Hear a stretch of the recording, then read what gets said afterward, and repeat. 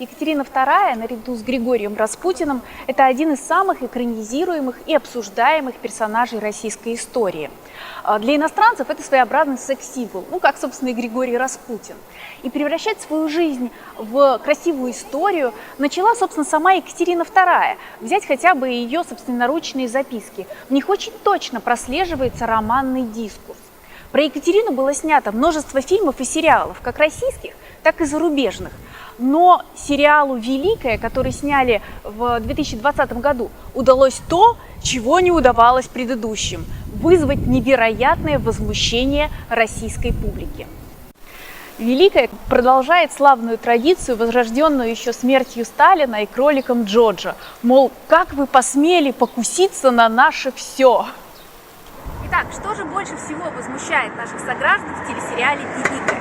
В первую очередь это, как ни странно, актеры разных рас. Там есть и актеры индийского происхождения, и африканского. И больше всего вопросов у наших соотечественников к совершенно роскошному чернокожему графу Ростову. Претензии к американскому diversity в российском обществе возникают традиционно. Последний громкий случай – это, конечно, темнокожие эльфы в экранизации Сапковского «Ведьмак». Итак, почему граф Ростов черный, возмущается публика? И вот этим святым людям, которым не имется, хочется, конечно, задать и другие вопросы. А почему, собственно, Петр III изображен в сериале как сын Петра I и Елизаветы? А почему императрица, будущая императрица Екатерина II, приезжает в Российскую империю, когда Петр III уже император, а не великий князь? Но эти вопросы почему-то людей не очень волнуют. Всех волнует, почему Ростов черный. Макнамара создал нарочито абсурдный сценарий и честно заявил об этом в подзаголовке. Изредка правдивая история.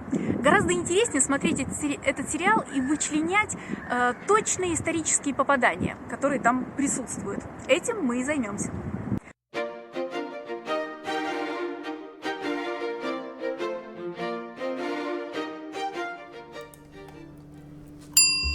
На 10-й строчке нашего чарта по многочисленным запросам публики чернокожие подданные. Это все американская политкорректность, но какие еще негры при российском дворе в XVIII веке, скажет внимательный читатель. И окажется неправ. Скорее всего, создатели сериала добавили цветных персонажей для того, чтобы подчеркнуть нереальность происходящего. Тем не менее, именно в XVIII и XIX веках выходцев из Африки легко можно было встретить в Зимнем дворце. Высокие посты занимали, конечно, считанные единицы. Например, это Абрам Ганнибал, предок поэта Александра Пушкина, и его ближайшие родственники. Но многие придворные, например, заводили себе чернокожих слуг. Это было ультрамодно в то время. А несколько африканцев постоянно состояли на государственной службе.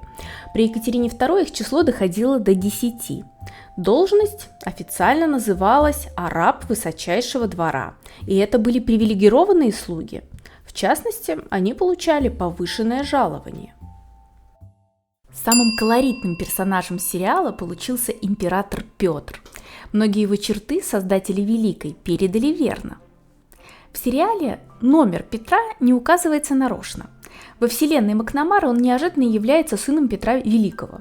На самом деле Петр III был его внуком. Идеей фикс у сериального Петра Петровича было продолжение великой политики его отца. Он комплексовал из-за того, что чувствовал себя ничтожным по сравнению со своим выдающимся родителем. Это нам показывают эпизоды с переговорами со шведским королем и принудительное бритье бород. Настоящий Петр III бород подданным по примеру Петра I самолично не брил. Впрочем, и соответствующий указ деда не отменял. Это сделала только Екатерина II. Но вот внутреннюю политику деда действительно хотел продолжать, считая себя его преемником. К вопросу о родственниках Петра I. В сериале фигурирует 10-летний Иван, претендент на престол, которого держат как пленника в секретных покоях дворца. Это киновоплощение реального исторического персонажа Иоанна VI. Он был правнуком Ивана V, который был братом и соправителем Петра I. Ивана VI, когда он был совсем младенцем и правил при нем регент, свергла Елизавета, дочь Петра I, и Ивана заточили в Шлиссельбургскую крепость.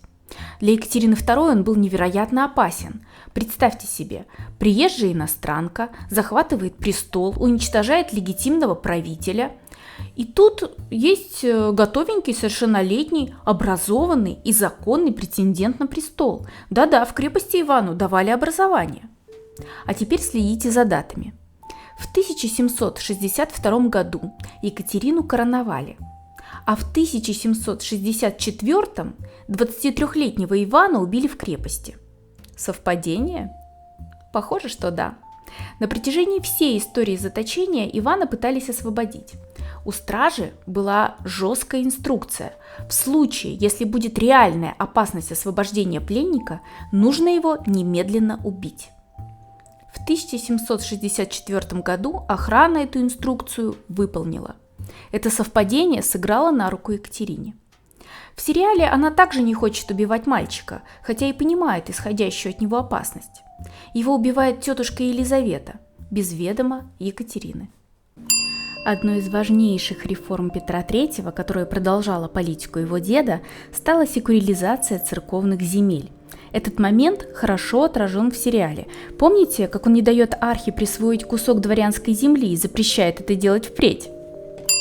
Удивительно, как создатели Великой точно передали характер Петра III.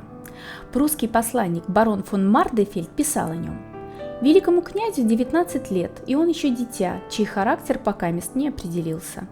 Порой он говорит вещи дельные и даже острые, а спустя мгновение примешь его легко за 10-летнего ребенка, который шалит.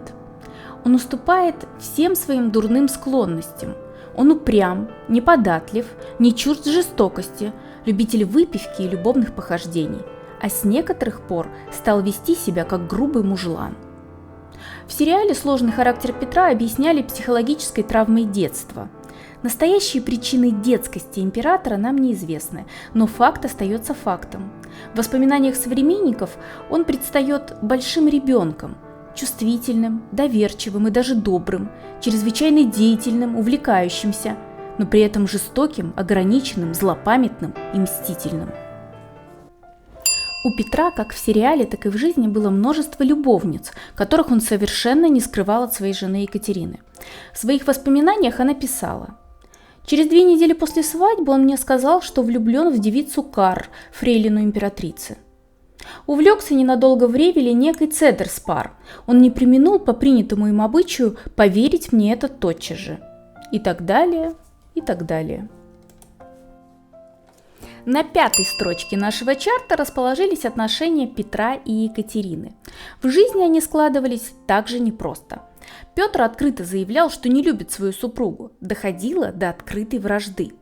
Тем не менее, Екатерина, как и в сериале, пошла на хитрость и стала добиваться расположения мужа, старательно выслушивая его тайны, поощряя идеи, участвуя в его забавах и льстя. На какое-то время это ей помогло. На 4-м месте отношения Екатерины и придворных дам. Екатерина, как ее сериальное воплощение, считала себя очаровательным человеком, который легко расположит к себе любого. Тем не менее, завоевать любовь императрицы Елизаветы она не смогла. Елизавета видела растущую популярность невестки и старательно ограничивала ее влияние. Например, представляла к ней фрейлин Церберов, которые следили за каждым ее шагом и не давали ей заводить дружбу с другими обитателями двора. Чтобы растопить лед в сердцах придворных, Екатерина дарила им дорогие подарки, из-за чего влезала в чудовищные долги. Момент с подарками в сериале как раз есть. Кстати, о подарках. Помните, Петр в знак примирения подарил Екатерине огромный алмаз. Он сказал, что его добыли в Сибири, и с ним связано несколько десятков смертей. Доля правды в этом эпизоде тоже есть. Екатерине, когда она уже заняла трон, действительно презентовали алмаз, один из крупнейших в мире. Но его добыли в Индии, а не в Сибири, и подарил его граф Орлов. А еще есть интересное мнение, что императрица купила его сама себе, а Орлова попросила при всех его подарить, чтобы подданные не возмущались ее расточительностью. Алмаз так и называется – Орлов. Его вставили в императорский скипетр. Сейчас он хранится в оружейной палате Московского Кремля. Кстати, об Орлове. На 3-м месте нашего рейтинга фаворита Екатерины II. Действительно, как и в сериале, настоящая Екатерина начала заводить себе любовников еще при живом супруге Петре. Он о них знал. Первым фаворитом Екатерины стал красавец Сергей Салтыков. Есть версия, что именно он был отцом ее сына Павла. Впрочем, многие исследователи отвергают эту теорию. Очень уж был Павел Петрович похож на Петра III. На втором месте – идеология Екатерины II. В сериале Екатерина считает, что женское образование сможет решить многие проблемы в России и даже строит школу для девочек, которую, правда, тут же сжигают по приказу Петра. В реальности Екатерина рассуждала примерно так же. Женщинам, правда, она отводила более утилитарную роль. Она считала, что девочкам нужно давать правильное, качественное образование для того, чтобы они впоследствии рожали и воспитывали новых людей, самоотверженных сынов Отечества, которые сделают Россию великой. Для этого Екатерина открыла Смольный институт благородных девиц и тем самым заложила основы системного женского образования в нашей стране. А на первой строчке нашего чарта – вакцинация. В сериале Екатерина самоотверженно требует привить россиян и даже вводит гной оспенного больного себе в кровь. И это правдивый эпизод, с некоторыми поправками, разумеется. Именно благодаря Екатерине II в России начали делать прививки против оспы. Но и придворные, и простые люди их очень боялись. Тогда Екатерине, а также ее сыну Павлу с его супругой сделали прививки. После этого народное сопротивление ослабло, и вакцинация стала обязательной для всех. Ну, что же можно сказать в итоге, друзья мои? Макнамара никому не обещал исторической точности. Искусство не энциклопедия, искусство призвано нас развлекать, а иногда заставлять немножко задуматься. И когда в очередной раз вас начнет разрывать гнев по поводу чернокожего графа Ростова, задумайтесь, а почему? Может быть, дело именно в вас? А с вами была околоисторическая рубрика «Не смотрите под ноги». До скорой встречи!